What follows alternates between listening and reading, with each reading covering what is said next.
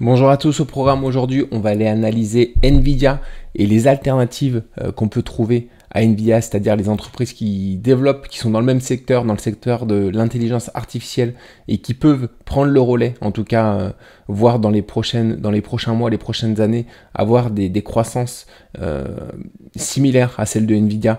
Voilà, parce que c'est vrai que Nvidia en ce moment est sur des points hauts, c'est très difficile d'entrer en position sur Nvidia, sachant qu'elle est redevenue la capitalisation boursière la plus importante aux États-Unis. Nvidia, elle a dépassé Apple et Microsoft, je crois, hier.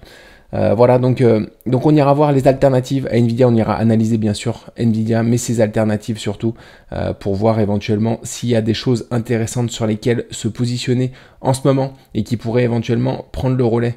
Voilà, donc et puis comme d'habitude en fin de vidéo, on ira voir le SP500 et le Nasdaq pour les marchés américains, ainsi que le CAC 40 pour le marché français. On commence du coup avec Nvidia. Alors Nvidia, pareil, je le mets en mensuel, en hebdomadaire du coup, et en grand écran, vous voyez, c'est très exponentiel. Il n'y a qu'en daily où on peut, en journalier, on peut analyser quelque chose. On avait cet élargissement descendant à angle droit, donc les objectifs étaient les 116,80 qu'on a atteints. Ces objectifs étaient atteints 90% du temps, ça a été facilement atteint. Et là, on est reparti de nouveau sur des hausses. Hier, on a fait encore une séance haussière, donc on repart sur un mouvement haussier. Voilà, difficile d'entrer en position en ce moment. On attend une correction, on attend une figure chartiste pour éventuellement se positionner sur Nvidia. Mais c'est vrai qu'ici, c'est compliqué. C'est compliqué, on est sur des points hauts.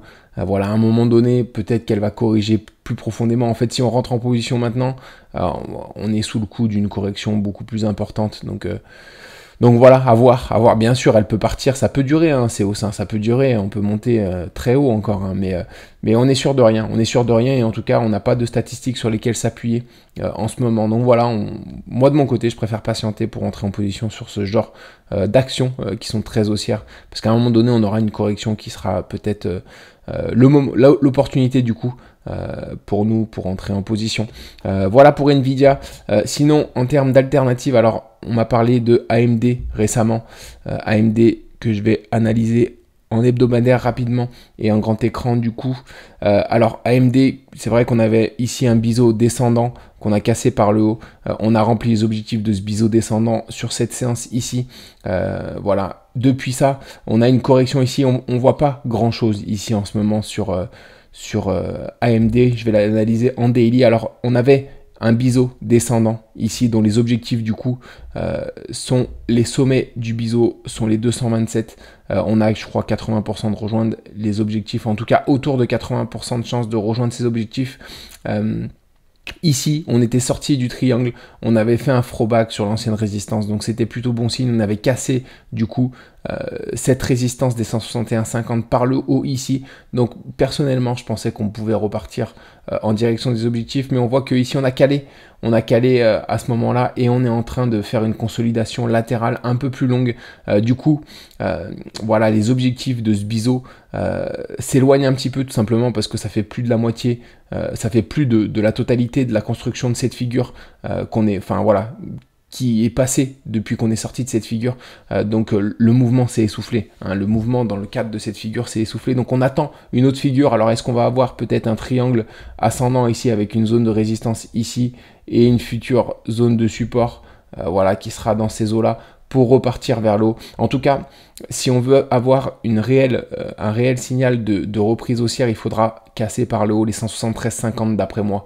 Voilà, tant qu'on est en dessous de cette zone-là, ce sera délicat de se positionner, en tout cas de mon côté, sur AMD, parce que voilà, on peut rester longtemps dans cette zone-là, voire on peut même casser de nouveau cette zone ici pour revenir chercher des niveaux un petit peu plus bas avant potentiellement de repartir vers le haut. C'est pas à négliger, mais c'est pas à mettre de côté comme scénario.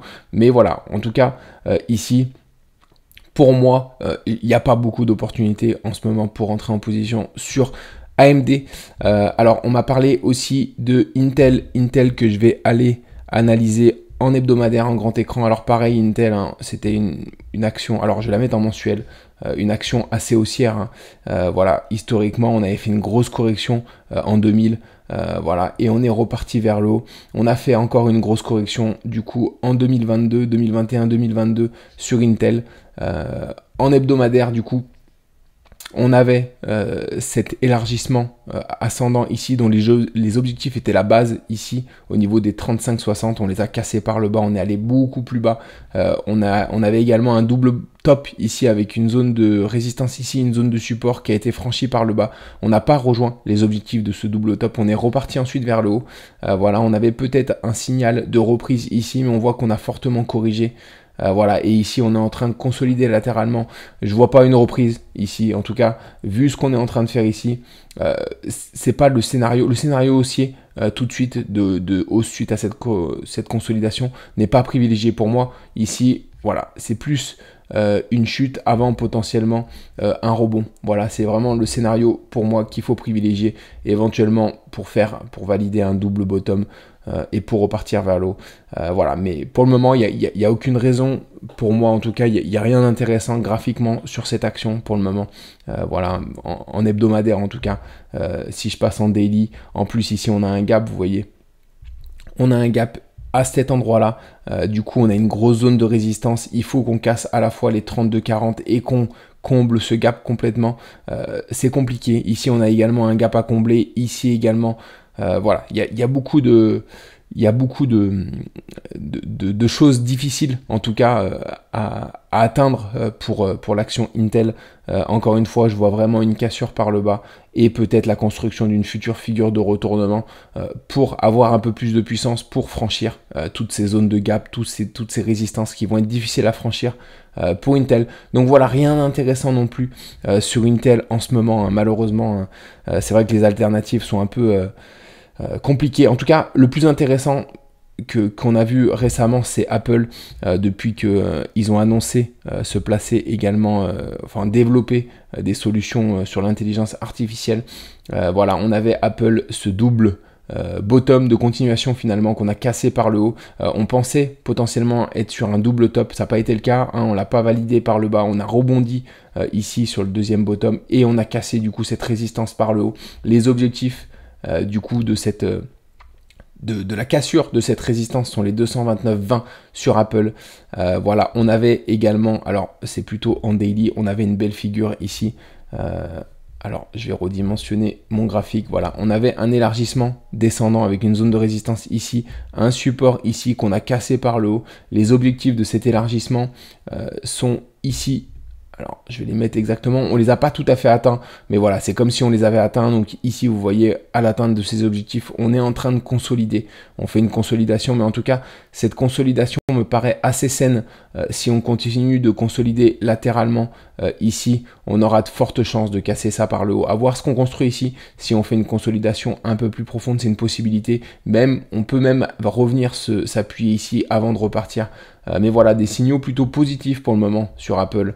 Hein, c'est facile à dire hein, après les hausses ici, mais en tout cas, pour le moment, on fait une consolidation latérale qui nous laisse potentiellement envisager une nouvelle continuation haussière pour atteindre les 229,20 qui sont les objectifs de ce double bottom. Du coup en weekly, je vais le remettre en hebdomadaire, voilà, de ce double bottom, les objectifs sont ici, les 229,20, je crois qu'ils sont atteints 68% du temps, donc c'est les statistiques à privilégier sur Apple, mais voilà, je sais qu'il y a Meta également, qui est très haussier et qui a parlé de s'aligner un peu, qui a proposé des solutions, enfin en tout cas qui développe des puces, il me semble, sur l'intelligence artificielle. Il y a également Google forcément, voilà, qui sont également des actions haussières, mais pour ce qui est de Intel en tout cas et de AMD, les actions un peu plus sur des points bas. Je vois pas pour le moment de reprise haussière, hein, et c'est vrai que c'est un peu frustrant parce qu'on sait qu'à un moment donné, potentiellement Nvidia va, enfin voilà. Les gens vont se positionner sur des alternatives à Nvidia parce que tout simplement Nvidia ne peut pas prendre indéfiniment tout le marché de l'intelligence artificielle. À un moment donné, il y aura une redistribution. Mais voilà, on ne sait pas encore sur quelles actions voilà, le marché de l'intelligence artificielle va être redistribué.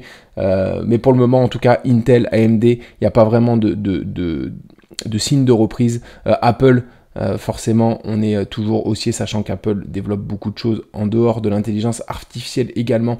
Donc voilà, Google, Meta également. Je pense que c'est plus les grosses capitalisations qui vont prendre les parts de marché dans un premier temps. Les très grosses capitalisations, hein, parce que Intel et AMD sont également des grosses capitalisations, mais en tout cas, les très grosses capitalisations comme Google, Meta, Apple, c'est elles dans un premier temps d'après moi qui vont prendre les parts du marché de l'intelligence artificielle quand Nvidia va commencer à corriger un petit peu. Ensuite, voilà, peut-être qu'il y aura d'autres acteurs du secteur qui vont pointer le bout de leur nez, mais pour le moment, en tout cas, c'est pas le cas. AMD, Intel, je les vois pas rebondir à court terme. Donc voilà ce qu'on pouvait dire un petit peu sur les alternatives à Nvidia pour le moment. Donc pas grand chose hein, à part Apple, à part les gros, hein, Apple, Meta et Google qui sont sur des tendances très haussières. Sinon AMD, Intel, pour moi, c'est pas encore voilà, ça peut très bien rebondir. Hein. Je dis pas que ça rebondira pas, mais en tout cas graphiquement, on voit pas quelque chose de très clair pour un rebond. On n'a pas de confirmation haussière, en tout cas sur ces actions. Donc voilà ce qu'on pouvait dire sur l'intelligence artificielle et les alternatives à Nvidia. On va passer du coup sur le SP500. Le SP500 que je passe en hebdomadaire, du coup, on est toujours sur du coup un mouvement haussier pour atteindre l'objectif des 562,60 hein, qui sont l'objectif de cette figure ici, qu'on peut considérer comme une épaule inversée, même si elle n'est pas jolie, mais en tout cas on a un objectif ici, donc je ne mets pas de statistiques parce que c'est possiblement pas une épaule inversée, mais on a cet objectif ici qui est valide et qu'on devrait rejoindre. On est en tout cas en direction de ces objectifs en daily sur le SP500, pas grand chose à redire. On a fait une belle séance, on continue notre hausse hein, sur les marchés américains, hein. Contrairement aux marchés français, les marchés américains sont en pleine bourre. Concernant du coup le Nasdaq que je mets en grand écran et en daily également, on a atteint les objectifs de cette figure, de cet élargissement descendant à angle droit avant-hier qui était les 482,50 hein, je suis sur le QQQ, c'est le Nasdaq avec dividendes réinvestis voilà, donc on est du coup sur les objectifs et on a également une autre figure avec une zone de résistance ici et une zone de support ici. On a fait une rotation partielle et les objectifs de cette figure, de cet élargissement cet élargissement symétrique de sommet, pardonnez-moi, sont les 515,20. Voilà, ils sont atteints 75% du temps. Donc du coup on est en direction, c'est l'objectif à privilégier encore une fois, mais cependant ça n'arrive que 3 fois sur 4, hein. Il y a une fois sur 4 on ne les atteint pas, et ça a été le cas encore une fois du CAC 40 qui avait construit la même figure en hebdomadaire, et on n'a pas atteint du coup les objectifs de cette figure sur le CAC 40. On est reparti à la baisse. Le CAC 40 qu'on va analyser d'ailleurs tout de suite, le CAC 40 avec dividendes réinvestis. Du coup en daily, on a atteint l'objectif de cette figure, de cet élargissement des ascendants à angle droit. Les objectifs étaient les 23,245. On avait 90% de les atteindre. 90% de chances de les atteindre, on les a atteints. Depuis, on a un petit rebond.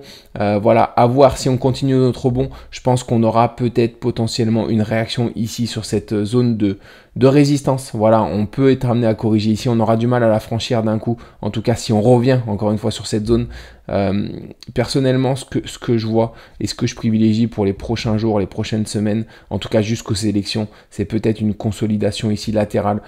Pas de mouvement franc, que ce soit vers le haut ou vers le bas. Mais en tout cas, si on consolide latéralement, on verra si on a une figure de retournement qui se construit ou alors si on a tout simplement une latéralisation en vue d'une cassure par le bas pour aller atteindre les autres objectifs de cette figure qui sont les 22 545 et qui sont atteints seulement 43% de chance, mais ça reste une fois sur deux quasiment, donc il faut y penser, sachant qu'on a un gap ici qu'on peut venir combler.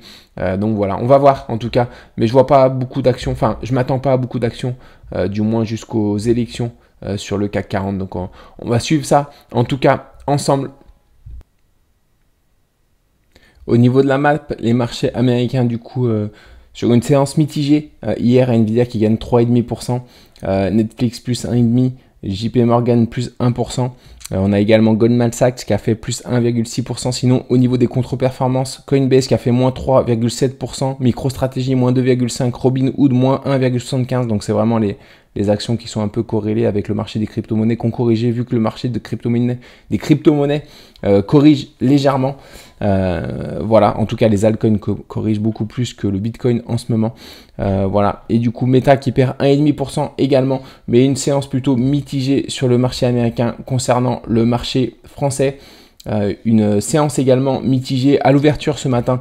Renault qui gagne plus 2%, Veolia plus 0,8%. Comme ArcelorMittal. Au niveau des contre-performances, on a Dassault qui perd 3,2% à l'ouverture ce matin. Et Bouygues qui perd quasiment 1%. Donc voilà, en tout cas une séance également mitigée à l'ouverture ce matin pour le marché français. C'est tout pour moi aujourd'hui. On se retrouve du coup pas demain matin parce que les marchés américains sont fermés aujourd'hui, mais vendredi matin du coup pour le bilan de la journée de jeudi. Je vous souhaite une excellente journée. À très vite.